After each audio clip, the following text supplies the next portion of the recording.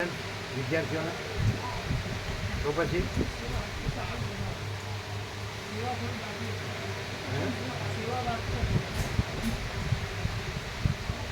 ત્યાં બધા પેરેન્ટ્સ વયા ન જાય.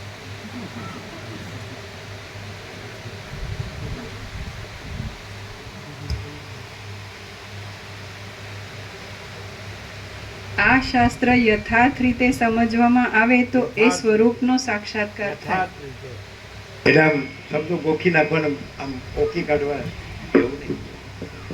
કેડી પ્રભુ અહીંયા આવે એટલે સીધો બોલવા માંડે તો આપણો વારો જ ન આવે. મહાચિદાકા સ્વયં પ્રકાશ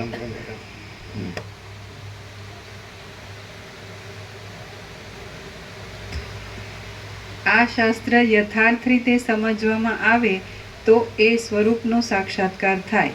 એટલા માટે તત્વનો નિર્ણય થતા સુધી તું આ વિસ્તીર્ણ શાસ્ત્ર સાંભળીશ તો તને એ સાક્ષાત્કાર પ્રાપ્ત થશે. તે સાંભળ્યા વિના થશે નહીં. હે નિષ્પાપ, જેમ આકાશનો નીલવર્ણ પ્રત્યક્ષ દેખાતા છતાં પૂર્ણ વિચારથી જોતા નથી જ એમ અનુભવમાં આવે છે, તેમ આ જગતરૂપ ભ્રમ પ્રત્યક્ષ દેખાતા છતાં પણ આ ગ્રંથના વિચારથી નથી જ એમ અનુભવમાં આવે છે. જે દ્રશ્ય પદાર્થ છે તે કાંઈ છે જ નહીં એવા બોધથી જો મનમાંથી દ્રશ્ય પદાર્થનું જ માર્જન થઈ જાય તો તેથી સ્વરૂપનો અનુભવ થતાં સર્વોત્તમ મોક્ષ સુખ અવશ્ય પ્રાપ્ત થાય છે. બાકી અનાદિકાળના અજ્ઞાનથી ઘેરાયેલા અને અહીં બહિર્મુખ શાસ્ત્રોરૂપી ખાડાઓમાં લોટ્યા કરતા તમને લોકોને આ ગ્રંથના અભ્યાસ વિના હજારો કલ્પો વીતતા પણ મોક્ષ સુખ મળવાનું નથી. હે બ્રહ્મન, વાસનાઓનો સમૂળગો ત્યાગ એ જ ઉત્તમ મોક્ષ કહેવાય છે અને તે ચિત્તશુદ્ધિ થયા પછી શ્રવણ મનનાદિક નિર્મળ ક્રમથી પ્રાપ્ત થાય છે. હે બ્રહ્મન, જેમ ઠંડી ઓછી થતાં હિમનો કણ તુરત પીગળી જાય છે, તેમ વાસના ક્ષીણ થતાં વાસનાઓના સમૂહરૂપ મન પણ તરત જ પીગળી જાય છે. જેમ અંદર પરોવેલો ઝીણો દોરો મોતીઓના સમૂહને ધરી રાખે છે, તેમ વાસના જ આ ભૂતના સમુદાયથી બનેલા દેહને ધરી રાખે છે. એક શુદ્ધ અને બીજી મલિન એમ બે પ્રકારની વાસના છે. જેથી જન્મ આપે છે તે વાસનાને મલિન જાણવી અને જેથી જન્મનો નાશ થાય છે તે વાસનાને શુદ્ધ જાણવી.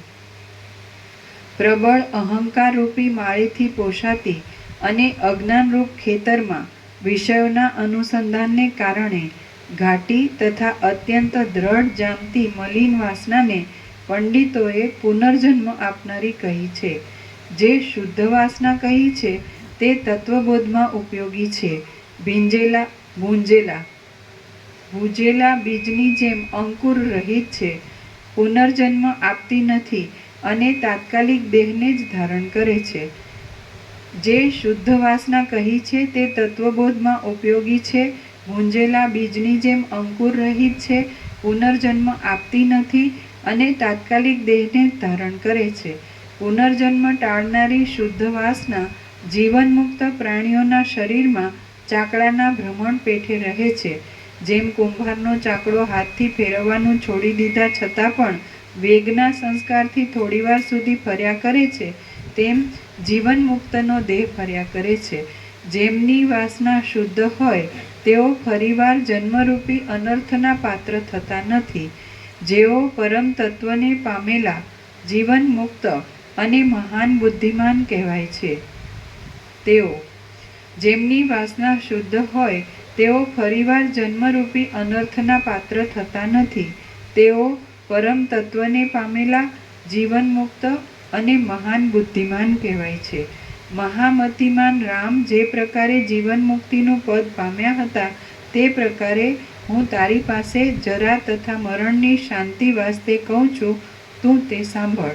હે મહાબુદ્ધિમાન ભરદ્વાજ, આ રામનો શુભ અનુક્રમ હું એવી રીતે કહીશ કે જેથી તું સર્વદા સઘળું સમજી શકીશ. કમળનયન રામ વિદ્યાભ્યાસ પૂરો થતાં વિદ્યાશાળામાંથી નીકળીને ઘેર આવ્યા અને ત્યાં નિર્ભયપણે અનેક પ્રકારના વિનોદોથી દિવસો કાઢવા લાગ્યા. આ સમયે દશરથ રાજા પૃથ્વીનું પાલન કરતા હતા અને સઘળી પ્રજાઓ શોક રહિત તથા સંતાપ રહિત હતી. એવામાં કોઈ એક દિવસે ગુણશાળી રામને મનમાં અનેક તીર્થો અને પવિત્ર આશ્રમો જોવાની અત્યંત ઉત્કંઠા થઈ. તે વિચાર કરીને પિતાની પાસે આવ્યા અને હંસ જેમ નવીન અને કેસરવાળા 2 કમળોનું ગ્રહણ કરે તેમ તેમણે પિતાના સુંદર અને નખોરૂપી કેસરાવાળા 2 ચરણ કમળનું ગ્રહણ કરી આ પ્રમાણે વિનંતી કરી. શ્રી રામ બોલ્યા, હે પિતા, હે સ્વામી, મારા મનમાં તીર્થો, દેવ મંદિરો, વનો અને ક્ષેત્રો જોવા માટે ઉત્કંઠા થઈ છે. માટે આ મારી પહેલી માંગણી આપે સફળ કરવી જોઈએ. હે નાથ, આપે જેને માન ન આપ્યું હોય એવો કોઈ પણ અર્થી આ જગતમાં નથી. આ પ્રમાણે રામે પ્રાર્થના કરી એટલે દશરથ રાજાએ વસિષ્ઠ મુનિની સાથે વિચાર કર્યો અને રામે એ પહેલી જ માંગણી કરી હતી તેથી તેમને યાત્રાએ જવાની આજ્ઞા આપી. પછી શુભ નક્ષત્રવાળા દિવસે રામચંદ્ર, લક્ષ્મણ અને શત્રુઘ્નની સાથે યાત્રામાં નીકળવા સજ્જ થયા. બ્રાહ્મણોએ તેમને સ્વસ્તિ વાચન કર્યું, માતાઓએ તેમને આશીર્વાદ આપ્યા, આલિંગન કર્યા અને તેમને શણગાર ધરાવ્યા. તેમણે પોતે પણ માંગલિક પદાર્થોથી શરીરને સુશોભિત કર્યું. ત્યાં શાસ્ત્રોને જાણનારા કેટલાક બ્રાહ્મણો વસિષ્ઠની આજ્ઞાથી તેમની સાથે આવવાને સજ્જ થયા. આમ એ બ્રાહ્મણોની સાથે તથા કેટલાક સ્નેહી રાજકુમારોની સાથે રામ તીર્થયાત્રા કરવા સારું ઘરમાંથી બહાર નીકળ્યા. હવે તે અયોધ્યાનગરમાંથી નીકળ્યા એટલે નગરજનો વાજિંત્ર વગાડીને તેમને માન આપવા લાગ્યા અને નગરની નારીઓ ભમરાના ટોળાની જેમ ચંચળ નેણે તેમના મુખારવિંદને પી રહી. હિમાલય જેમ હિમથી ઢંકાઈ જાય તેમ ગ્રામીણ લલનાઓના વિલોલ હસ્તકમળોમાંથી પડતી લાજાની વૃષ્ટિથી રામ ઢંકાઈ ગયા. આ પ્રમાણે ગામ બહાર નીકળી રામે બ્રાહ્મણ સમૂહોને દાન માન આપી વશ કર્યા અને પ્રજાવર્ગની આશીષો સત્કારપૂર્વક સાંભળી. પછી દિશાઓના ભાગોને જોતા જોતા તે જુદા જુદા વનોમાં ફરવા લાગ્યા. પોતાના કૌશલ દેશથી માંડી માર્ગમાં કોઈ સ્થળે પણ સ્નાન, દાન, તપ અને ધ્યાન આદિ નિયમો નહીં છોડી તેઓ અનુક્રમે પવિત્ર નદીઓના તીરો, વનો, ક્ષેત્રો, દેશના છેડાના જંગલો, સમુદ્ર તથા પર્વતોની પાસેના પ્રદેશોને જોવા લાગ્યા. ચંદ્ર સમાન સ્વચ્છ જળવાળા ભાગીરથી, કમળો જેવી નિર્મળ યમુના, સરસ્વતી, શતદ્રુ, સતલજ, ચંદ્રભાગા, ઈરાવતી, વેણી, કૃષ્ણાની સાથે મળેલી વેણી, નિર્વિંધ્યા, સરયુ, ચર્મણવતી, ચંબલ, વિતસ્તા, વિપાશા, બાહુદા, પ્રયાગ, નૈમિષારણ્ય, ધર્મારણ્ય, ગયા, કાશી, શ્રીશૈલ, કેદાર, પુષ્કર, ક્રમથી પ્રાપ્ત થયેલું માનસરોવર, ઉત્તર માનસ, હયગ્રીવ તીર્થ, અગ્નિતીર્થ, ઇન્દ્રદ્યુમ્નસર નામનું મહાતીર્થ, કાર્તિકેય સ્વામી, શાલગ્રામ, વિષ્ણુ, વિષ્ણુના તથા સદાશિવના 64 સ્થાનકો, અનેક આશ્ચર્યોવાળા 4 સમુદ્રના તટો, વિંધ્યાચળની કુંજ, મંદરાચળની કુંજ, કુલ પર્વતના સ્થળો, મહાન રાજર્ષિઓના આશ્રમો, બ્રહ્મર્ષિઓના આશ્રમો, દેવતાઓ તથા બ્રાહ્મણોના પવિત્ર શુભ આશ્રમો અને એ સિવાયના બીજા પણ તીર્થોના સમૂહો, સરોવરો, નદીઓ, નદો તથા ધરાઓમાં રામ પોતાના ભાઈઓની સાથે વારંવાર ફર્યા. આ પ્રમાણે માનદાતા રામે પોતાના બંને ભાઈઓ સાથે 4 દિશાઓના છેડા ઉપરના સર્વ પૃથ્વી ભાગોની વારંવાર યાત્રા કરી. હવે દિશાઓમાં વિહાર કરીને શિવજી જેમ શિવલોકમાં પાછા ફરે તેમ દેવો, કિન્નરો તથા માનવોથી સન્માનિત થયેલા એ રઘુનંદન રામ આ અખિલ પૃથ્વીના દર્શન કરી પોતાને ઘેર પાછા ફર્યા. શ્રી યોગ વાસિષ્ઠ મહારામાયણમાં વૈરાગ્ય પ્રકરણનો તીર્થયાત્રા પ્રકરણ નામનો સર્ગ 3 સમાપ્ત. સર્ગ 4 રામનું તીર્થયાત્રાથી પાછું ફરવું. આ ચોથા સર્ગમાં રામ તીર્થયાત્રામાંથી આવ્યા પછી તેમણે કરેલી સગા સંબંધીઓને રાજી રાખવાની તથા મૃગયા આદિની કથા કહેવામાં આવશે. વાલ્મીકી બોલ્યા, અયોધ્યા નિવાસીઓએ રામને પુષ્પાંજલિઓના સમૂહોથી વધાવ્યા અને ઇન્દ્રપુત્ર જયંત જેમ સ્વર્ગમાં પ્રવેશ કરે તેમ રામે ઘરમાં પ્રવેશ કર્યો. એ પ્રથમ પ્રવાસથી આવીને રામે પિતાને, વસિષ્ઠને, ભાયાતોને, બાંધવોને, બ્રાહ્મણોને તથા કુળના વૃદ્ધ પુરુષોને પ્રણામ કર્યા. સંબંધીઓએ, માતાઓએ, પિતાએ તથા બ્રાહ્મણોએ વારંવાર આલિંગન કરી તેમનો સદાચાર કર્યો. તે સમયે રામ જાણે આનંદથી સમાતા નહોતા. ત્યારે દશરથ નંદનના ઘરમાં લોકો પરસ્પર મધુર અને પ્રિય વાતો કરવા લાગ્યા અને કોમળ બંસરીના મધુર સૂર જેવા તેમના શબ્દોથી દિશાઓ ગાજી રહી. આમ રામનું આગમન થતાં 8 દિવસ સુધી ઉત્સવ ચાલ્યો અને તેમાં સુખને લીધે લોકોએ જાણે ગાંડા થઈને ગાન તાનથી ભારે કોલાહલ કરી મૂક્યો. ત્યાર પછી રામ પોતાના ઘરમાં આનંદથી રહેવા લાગ્યા અને તે માણસોની આગળ પોતે જોયેલા જુદી જુદી ઢબના દેશાચારોનું વર્ણન કરવા લાગ્યા. રામ નિત્ય પ્રાતઃકાળમાં ઉઠી શાસ્ત્રવિધિ પ્રમાણે સંધ્યાવંદન કરતા અને પછી પોતાના ઇન્દ્ર સમાન પિતાનું દર્શન કરવા માટે સભામાં પધારતા. ત્યાં તે વસિષ્ઠ આદિ મહાત્માઓની સાથે આદરપૂર્વક અનેક પ્રકારના જ્ઞાનોથી ભરેલી વાતચીત કરતા. પછી ભોજનાદિક ક્રિયાઓ કરી લઈ ચોથે પહોરે પિતાની આજ્ઞા લઈ તે મૃગયાની ઈચ્છાએ મોટી સેનાથી વીંટાઈને સુવર અને પાડાઓથી ભરેલા વનમાં પધારતા. વનમાંથી પાછા ઘેર પધારી તથા નિયમ પ્રમાણે સ્નાન આદિ કરી તે રાતે મિત્રો તથા બાંધવોની સાથે ભોજન કરતા અને પછી સ્નેહીઓને પોતાની પાસે રાખી રાત ગાળતા. તીર્થયાત્રામાંથી આવ્યા પછી રામ ઘણું કરી નિત્ય આ રીતે દિનચર્યા રાખી પોતાના ભાઈઓની સાથે પિતાના ઘરમાં રહેતા હતા. આમ હે નિષ્પાપ, રાજનીતિને અનુસરતા વ્યવહારને લીધે મનનું હરણ કરનારી, સજ્જનોના મનમાં ચાંદનીની પેઠે આનંદ આપનારી અને ઝરતા અમૃતના રસની પેઠે મધુરતાવાળી ચેષ્ટાથી રામ પોતાના દિવસો ગાળતા હતા. શ્રી યોગ વાસિષ્ઠ મહારામાયણમાં વૈરાગ્ય પ્રકરણનો દિવસ વ્યવહાર નિરૂપણ નામનો સર્ગ ચોથો સમાપ્ત. સર્ગ પાંચમો, રામના વૈરાગ્યનું વર્ણન. આ પાંચમા સર્ગમાં રામના શરીરમાં વૈરાગ્યને લીધે નિર્બળપણા આદિની સ્થિતિ થઈ.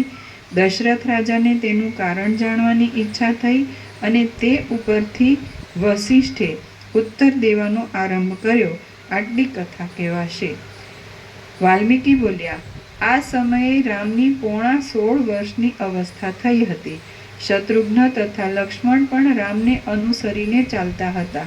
ભરત ઘણું કરી સર્વદા મોસાળમાં જ રહીને વિનોદ કરતા હતા. ત્યારે રઘુકુળના અગ્રણી મહાવિદ્વાન દશરથ રાજા યોગ્ય રીતે અખિલ પૃથ્વીનું પાલન કરતા હતા અને મંત્રીઓની સાથે નિત્ય પુત્રોના સગપણ સંબંધી વિચાર કર્યા કરતા હતા. તીર્થયાત્રા કરીને આવ્યા પછી રામ તો પોતાના ઘરમાં જ રહેવા લાગ્યા અને શરદ ઋતુમાં જેમ નિર્મળ તળાવ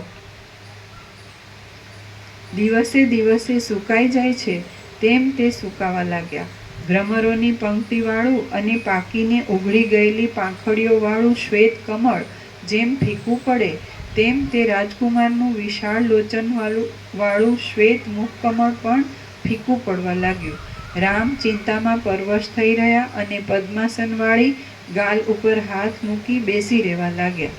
તે સઘળા કામો મૂકીને જાણે મૂંગા જેવા બનવા લાગ્યા. આમ રામ ચિંતાએ કરીને શરીરે લેવાઈ ગયા હતા. મનમાં અત્યંત ખેદ પામ્યા હતા અને ચિત્રમાં ચિતરેલા માણસની જેમ તે કોઈની સાથે કશું પણ બોલતા કરતા નહોતા. સેવક લોકો જ્યારે વારંવાર પ્રાર્થના કરે ત્યારે કંટાળીને રામ દિવસના પોતાના આવશ્યક કાર્યો કરતા હતા અને તેમનું મુખકમળ તો કરમાયેલું જ રહેતું હતું. ગુણના ગુણનિધિ એ રામને એવી સ્થિતિમાં જોઈને એમના ભાઈઓ લક્ષ્મણ તથા શત્રુઘ્ન પણ એવી જ દશાને પ્રાપ્ત થયા. એ પ્રમાણે એ પુત્રોને મૂંઝાતા અને દુબળા પડતા જોઈને દશરથ રાજા તથા તેમની રાણીઓ સૌ ચિંતાથી વિવશ થઈ ગયા. સ્નેહભર્યા શબ્દોમાં રાજાએ રામને વારંવાર પૂછ્યું, "ઓ દીકરા, તને એવી તે શી ભારે ચિંતા આવી પડી છે?" પણ રામે તેનો કશો જ ઉત્તર આપ્યો નહીં. પિતાના ખોળામાં બેઠેલા એ રામે આટલું જ કહ્યું, "હે પિતાજી, મને કાંઈ જ દુઃખ નથી." એમ કહીને કમલનયન રામ ચૂપચાપ બેસી રહ્યા. પછી દશરથ રાજે સઘળા કાર્યોને જાણનારા અને વક્તાઓમાં ઉત્તમ એવા વસિષ્ઠ મુનિને પૂછ્યું કે રામ શા માટે મૂંઝાય છે. રાજાએ આ પ્રમાણે પૂછ્યું એટલે વસિષ્ઠ મુનિએ વિચાર કરીને ઉત્તર આપ્યો કે હે શ્રીમાન મહારાજ, તમે ખેદ કરશો નહીં. રામને ચિંતા થવામાં પરિણામે સુખદાયી થાય એવું કંઈ કારણ છે.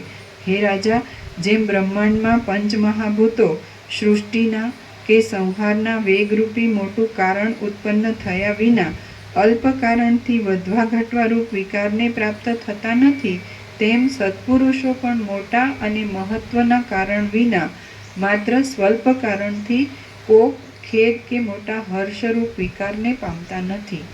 શ્રી યોગ વાસિષ્ઠ મહારામાયણમાં વૈરાગ્ય પ્રકરણનો કાર્ષ્ય નિવેદન વૈરાગ્ય નામનો સર્ગ 5મો સમાપ્ત. સર્ગ 6. સર્ગ 6. વિશ્વામિત્રનું આગમન. આ 6થા સર્ગમાં વિશ્વામિત્ર આવ્યા.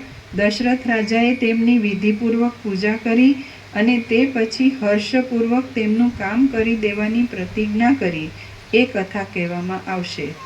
વાલ્મીકી બોલ્યા, હે મુનિવર વસિષ્ઠ, આ પ્રમાણે વાલ્મીકી બોલ્યા, એ મુનિવર વસિષ્ઠ આ પ્રમાણે વાત કરતા હતા અને સંદેહ તથા ખેદથી ઘેરાયેલા રાજા દશરથ ચિંતાનું કારણ જાણવા માટે મૌન ધરીને કંઈ વાર સુધી રાહ જોઈ રહ્યા હતા. ત્યારે રાજાના રાણીવાસમાં સર્વ રાણીઓ ઉદાસ થઈ ગઈ હતી અને રામની ચેષ્ટા સંબંધમાં સાવધાન રહી બેઠી હતી.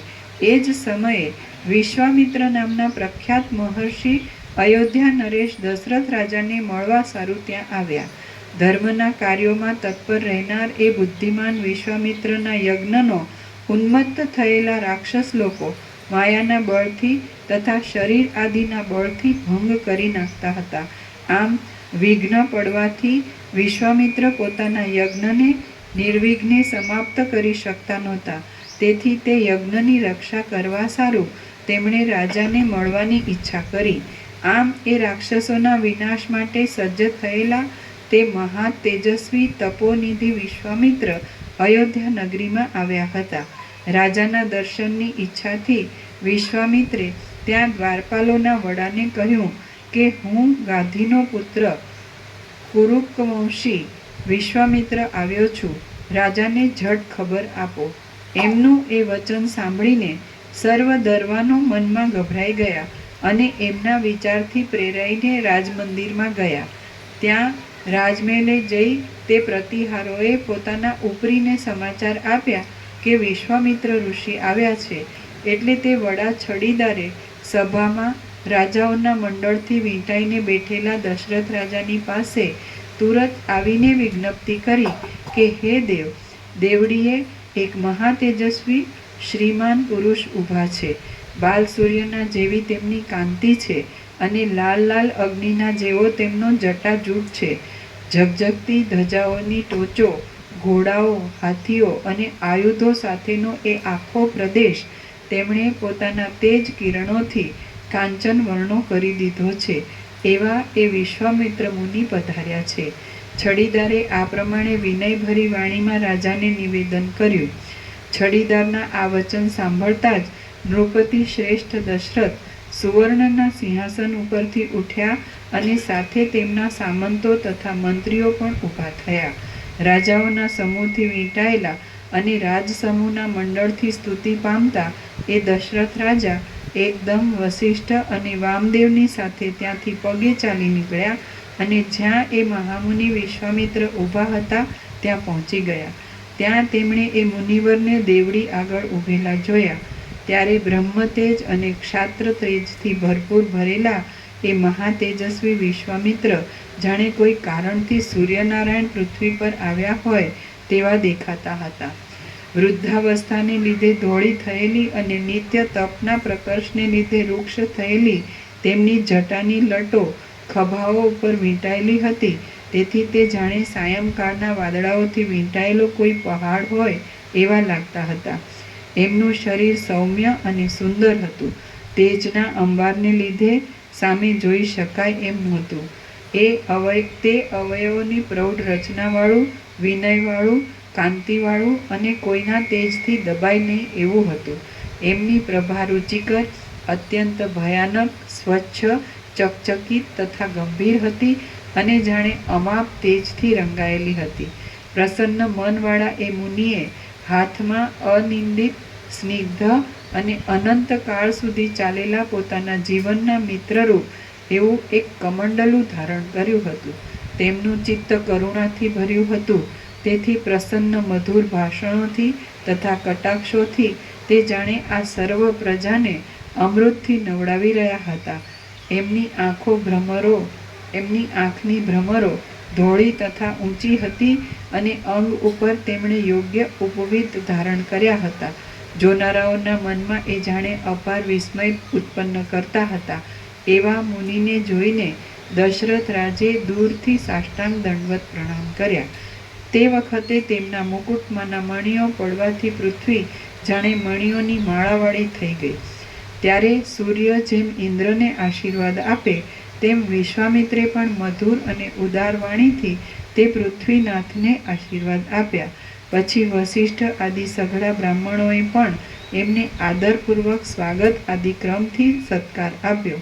દશરથ રાજા બોલ્યા, હે મહાત્મા, સૂર્ય જેમ દર્શન આપીને કમલવનોને અનુગ્રહ કરે છે તેમ આપ તેજસ્વીએ આમ ઓચિંતા દર્શન આપીને અમને અનુગ્રહ કર્યો છે. હે મુનિ, અનાદિ, વિકાર રહિત અને વિનાશ રહિત જે અખંડ સુખ છે તે આજ મને આપના દર્શનથી મળ્યું છે. આજ આપે અહીં પધારી અમારી ભાળ લીધી છે. તેથી કરીને અમે સાચે જ ધર્મ રીતિએ ભાગ્યશાળી લોકોમાં પ્રથમ ગણના પાત્ર થયા છીએ. વાલ્મીકી બોલ્યા, આ પ્રમાણે બોલતા બોલતા બીજા રાજાઓ અને મહર્ષિઓ પણ યોગ્ય ઉપચાર કરી સભાના સ્થાનમાં આવ્યા અને પોતપોતાના આસનો પર બેઠા. તપની લક્ષ્મીથી દીપી રહેલા તે ઋષિવરને જોઈ પ્રસન્ન મુખવાળા દશરથ રાજાએ અપરાધ થવાની બીકથી પૂજ્ય પુરુષના અર્ઘ્ય માટે જળ સેવક પાસે મંગાવવું તે અપરાધ ગણાય છે. તપની લક્ષ્મીથી દીપી રહેલા તે ઋષિવરને જોઈ પ્રસન્ન મુખવાળા દશરથ રાજાએ અપરાધ થવાની બીકથી પોતાના હાથે જ અર્ઘ્યનું જળ લાવીને તેમને નિવેદન કર્યું.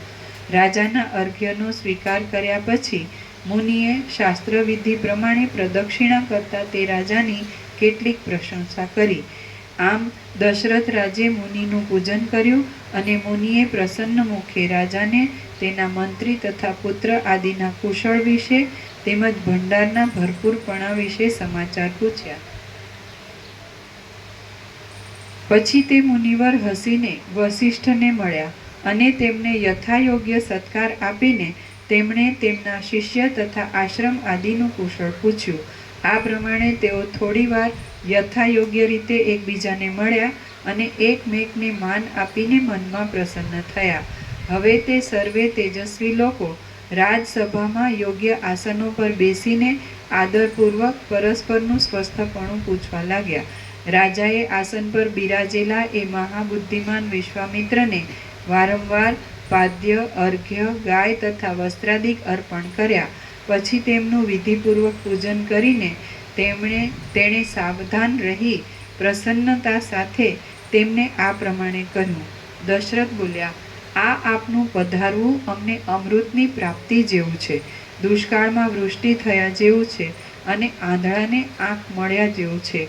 આપનું આ આગમન અપુત્ર પુરુષને પ્રિય પત્નીના સમાગમથી પુત્ર થાય અને સ્વપ્નમાં દીઠા પ્રમાણે જાગ્રત અવસ્થામાં અર્થલાભ થાય તેના જેવું સંતોષ દેનારું છે.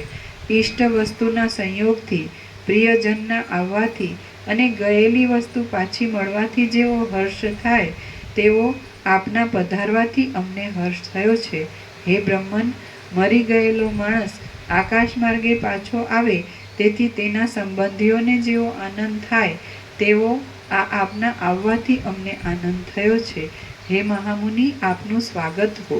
હે મુનિ, બ્રહ્મલોકમાં રહેવાનું કોને આનંદ ન આપે?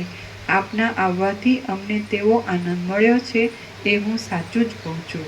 હે મહારાજ, આપને શી મોટી કામના છે? આપની હું શી સેવા કરું? હે વિપ્ર, આપ પરમ ધર્માત્મા છો અને સર્વ સ્વીકારવાને પાત્ર છો.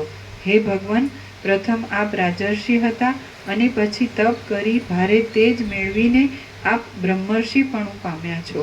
આપ મારે પૂજવા યોગ્ય છો. ગંગાજળમાં નાહવાથી જેવી પ્રીતિ થાય તેવી પ્રીતિ મને તમારા દર્શનથી થઈ છે અને તે મારા અંતરાત્માને શીતળતા આપે છે. આપ ઈચ્છા, ભય, ક્રોધ, રાગ અને સંતાપથી રહિત છો. હે બ્રહ્મન, એવા આપ આજ મારી પાસે આવ્યા એ ઘણું અદ્ભુત છે. હે શ્રેષ્ઠ બ્રહ્મવેત્તા, આજ હું મારા આત્માને નિર્દોષ થયેલો, શુભ ધામમાં રહેલો અને જાણે ચંદ્રના મંડળમાં ડૂબેલો માનું છું. હે મુનિ, આજ આપ મારી પાસે પધાર્યા છો તે હું જાણે સાક્ષાત બ્રહ્મા પધાર્યા છે એમ માનું છું. આપના આવવાથી હું પવિત્ર થયો છું અને અનુગ્રહ પામ્યો છું. હે મહાત્મા, આજ આપના આગમન રૂપી પુણ્યથી રંગાઈ જવાને લીધે મારો જન્મ સફળ થયો છે અને જીવિત પણ સુજીવિત થયું છે. સમુદ્ર જેમ ચંદ્રને દેખીને પોતામાં સમાતો નથી, તેમ અહીં પધારેલા આપના દર્શન, પૂજન અને નમન કરીને હું પણ સમાઈ રહેતો નથી. હે મુનિવર, આપને જે કાંઈ કાર્ય હોય અથવા જે કોઈ અર્થથી આપ અહીં પધાર્યા હો તે કાર્ય અને તે અર્થ મેં કર્યા જ છે એમ આપ સમજો, કારણ કે આપ સર્વદા મારે માન્ય છો. હે કૌશિક, આપે આપના કાર્ય માટે કશો જ સંશય રાખવો નહીં. હે ભગવાન, આપને ન આપું એવી કોઈ વસ્તુ મારી પાસે છે જ નહીં, કારણ કે તમને આપવાથી તે વસ્તુનું પણ સાર્થક થશે. આપે આપના કામના સંબંધમાં કાંઈ પણ પ્રકારે સંદેહ રાખવો જોઈએ નહીં. આપનું જે કાંઈ કામ હશે તે હું ધર્મની રીતિ પ્રમાણે સઘળું કરી આપીશ. આપ મારા પરમ ઈષ્ટદેવ છો. ગુણ અને યશમાં પ્રખ્યાત એવા મુનિશ્રેષ્ઠ વિશ્વામિત્ર પોતાના પ્રભાવને જાણનારા દશરથ રાજના આવા અત્યંત મધુર, કાનને સુખદાયી, વિનય ભરેલા અને ઉત્તમ ગુણોથી ભરેલા વચનો સાંભળીને પરમ હર્ષ પામ્યા. શ્રી યોગ વાસિષ્ઠ મહારામાયણમાં વૈરાગ્ય પ્રકરણનો વિશ્વામિત્રભ્યાગમન નામનો સર્ગ 6 સમાપ્ત. સર્ગ 7. ઓમ ઓમ ઓમ. પ્રસાદ આપી દે.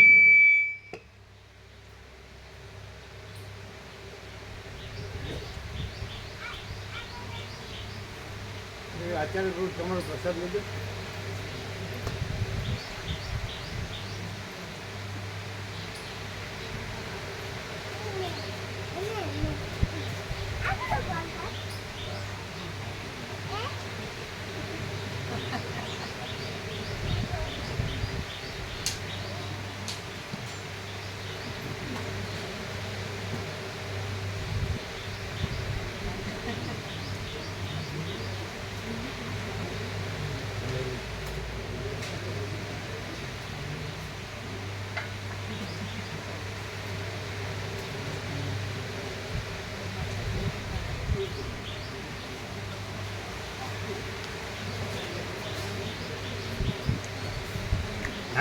થાકી ગયા ને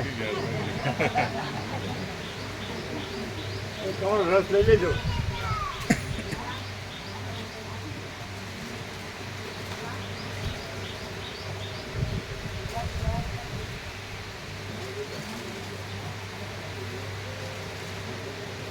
હવે બધા ચા પાણી નાસ્તો કરી દીધો તો જે આવ્યા એમને આપવાનું છે. હમણાં બહુ આપો આચાર્ય પ્રભુને બીજા જે આવ્યો આનંદ પ્રભુ, કાકા પ્રભુ, મામા પ્રભુ.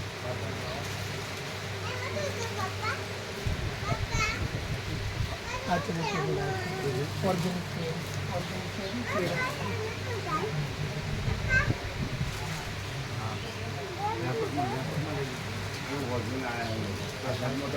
છે ને, ધર્મ તો આપે. સાંજે ન આવ્યા હોય ને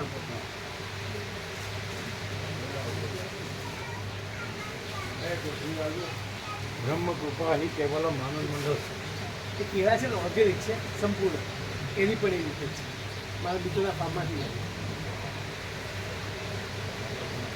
આ લોકો જે આવ્યો એને પ્રસાદ આપજો, ચા પાણી નાખતો.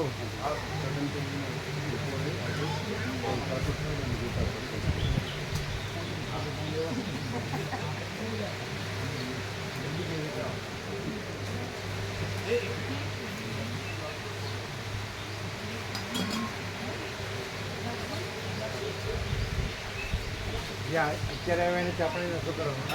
કેને બધું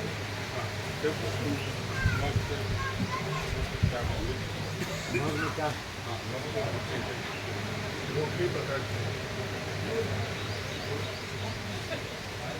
જે હીરાપુર ઉત્તર જે આવ્યો એને પ્રસાદ કરો, ચા પાણી નાખતો કરો.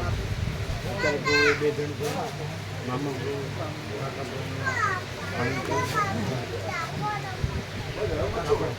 ચા પાણી નાસ્તો કરો.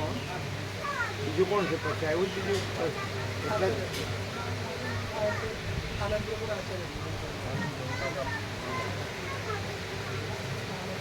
એમને રસ લીધો ને એને બાજુમાં મૂક્યો જ ને.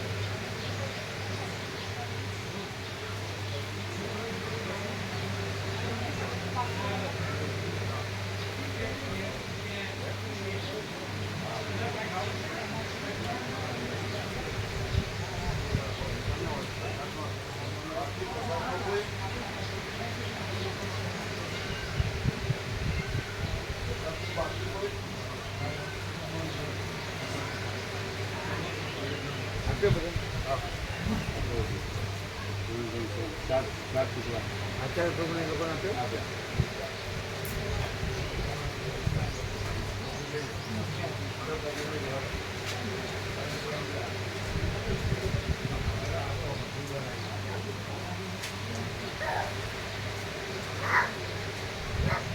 એકદમ શુદ્ધ છે, એકદમ શુદ્ધ. આખો લેવો હતો ને, કાઢી નાખ્યો. આખો લઈ લેવો હતો ને.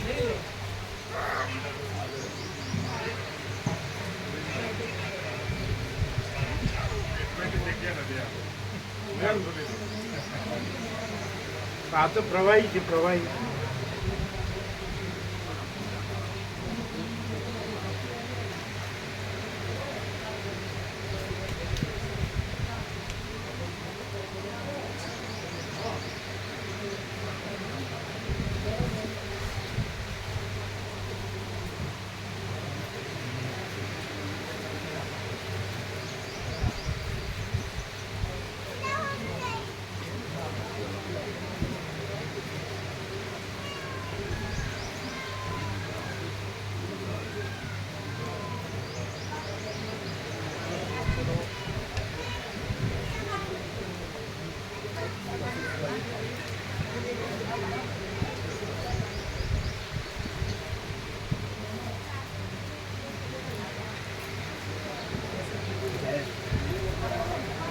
ऐसी जगह है, फुल बढ़िया, बहुत बढ़िया, बहुत अच्छा लगा मुझे.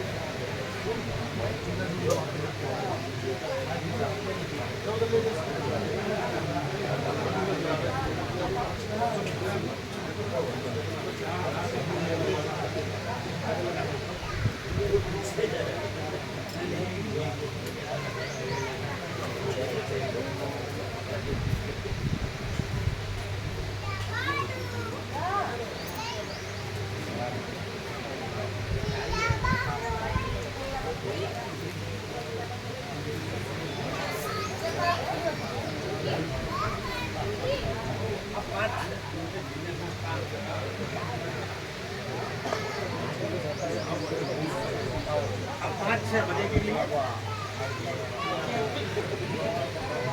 મળશે ને જગ્યા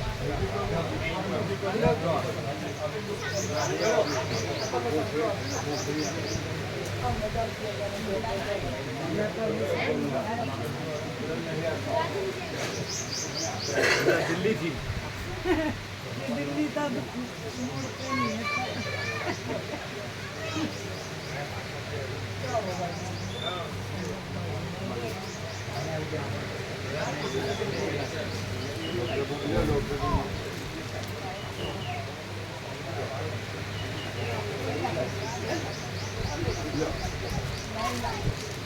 ધીરે ધીરે થોડા થઈ ગયું. જે સેવા એ બધી આપી હજી આવવાની બાકી છે ને એ નોંધી રાખી એટલે પછી હા પૂરવાર ફાઇનલ કરી કેટલી બાકી અને કેટલી આવી અને એ જોતી હોય એ કંઈ સેવા એ રાખીને બાકીની કુટુંબોમાં જમા કરવા અને આપણે થોડું ફાઇનલ લઈને પછી અમારે બધા મંદિર રાખી હા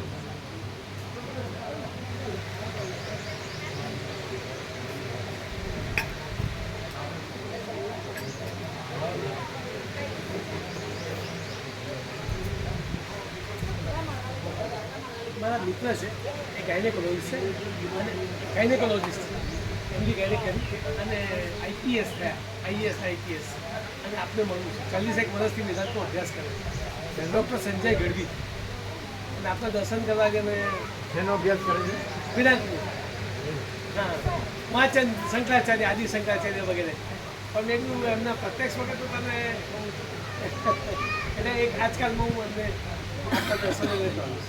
તો તમે થોડો અહીંનો થોડો પણ પેલો હા એ આપનું વાંચેલું છે પછી યોગા વશિષ્ઠનું આપનું એને વાંચન કર્યું દર્શન નથી કર્યું ત્યાં છે અમદાવાદમાં ગાંધીનગરમાં છે તો નજીક જ છે હા એટલે હું લઈ આવ્યો આજે આવવાનો હતો પણ મેળ ના પડે કદાચ આજકાલમાં હું લેતો આવીશ સંજય ગઢવી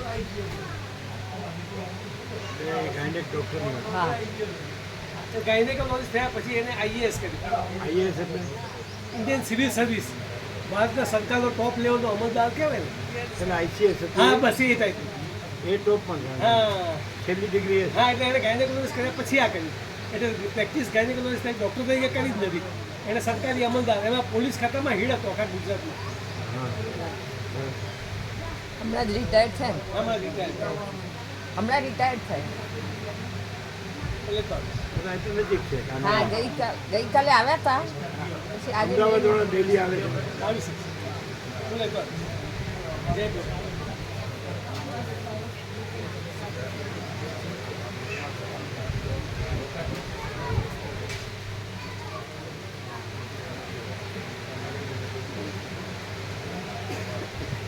પછી બોલે તમારા બંધુ કંઈ બોલ્યા એટલે 2012માં આંબાવાડિયામાં એકવાર આવ્યા હતા 13 વર્ષ પછી કાલે આવ્યા હતા. પણ આજે કેમ રહ્યું કાલે આનંદ મંગળ વૃક્ષો તો કે ઘણા ઉદ્ગાર છે ના ઉદ્ગારે કે બસ પ્રભુ કહે છે કે એક જ મહાસમુદ્ર છે જો અને બીજું બધું તો તરંગો છે.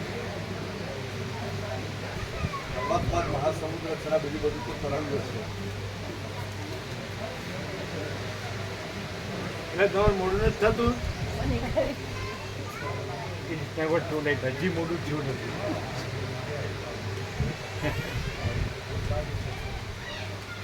હજી મોડું થયું નથી આશીર્વાદ જોઈએ એવા આશીર્વાદ જોઈએ હા અંદર બેઠો છે એટલે આશીર્વાદ છે જ અને અંદર ને સામે બધું એક જ છે ત્યાં તો તબિયત સારી છે ને આમ તો રાતે ડૉક્ટરને ફોન વાત કર્યો કરી એટલે કે કંઈ તમે આવે છે પ્લાન સિરિયસ છે પ્લાન સિરિયસ છે લવણ નીકળ્યું